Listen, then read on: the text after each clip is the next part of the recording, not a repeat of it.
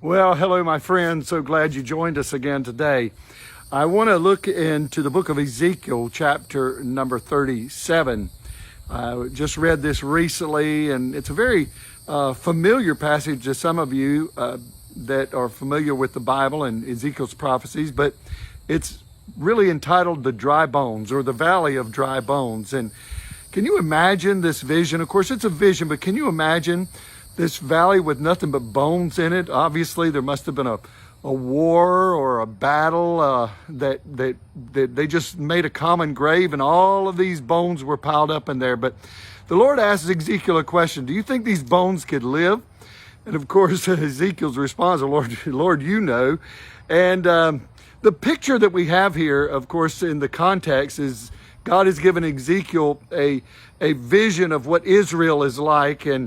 And of course, we know the story and the vision of how the prophecy came, and they all came together, the bones came together to make a human again, and an army of people.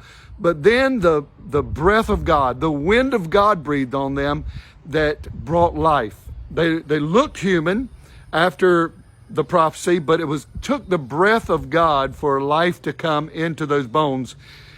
You know, before they were just dead men still. They looked like people, but they were still dead until the breath of God came. You know, there's a lot of people that are walking. They're like dead men walking.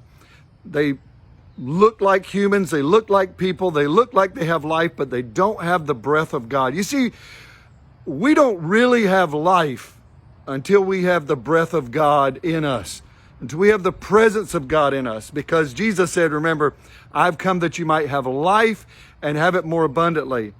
And without Christ, we have no life. Without his breath bringing. Remember in the very beginning, perhaps you may remember, if you haven't read it, then you need to go back and look at in Genesis when he created man.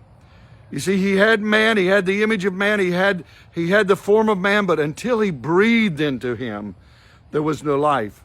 And I encourage you, my friends, today, allow God to breathe on us. Allow him to his presence to come into our life. And notice here, I just want to close with this. In Ezekiel, it says, then he said to me, son of man, these bones are the whole house of Israel. Again, our bones, they say our bones are dried up and our hope is lost. We are indeed cut off. And there's sometimes you even may feel this way, that you're just dry and your hope is lost. But he goes on and prophesies. He said, behold, I will open your graves and raise you from your graves, O my people. Verse 13, you shall know that I am the Lord. And verse 14, I will put my spirit within you, and you shall live, and I will place you in your own land. Then you shall know that I am the Lord. God wants to put his spirit within you.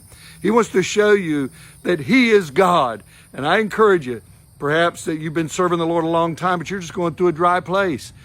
Just continue to allow God to pour his spirit into you. Continue to seek him, and those dry bones will live again. I want to tell you, you will be revived. He will revive you because it's his desire for you to be living. God bless you. I look forward to seeing you again tomorrow. Bye-bye.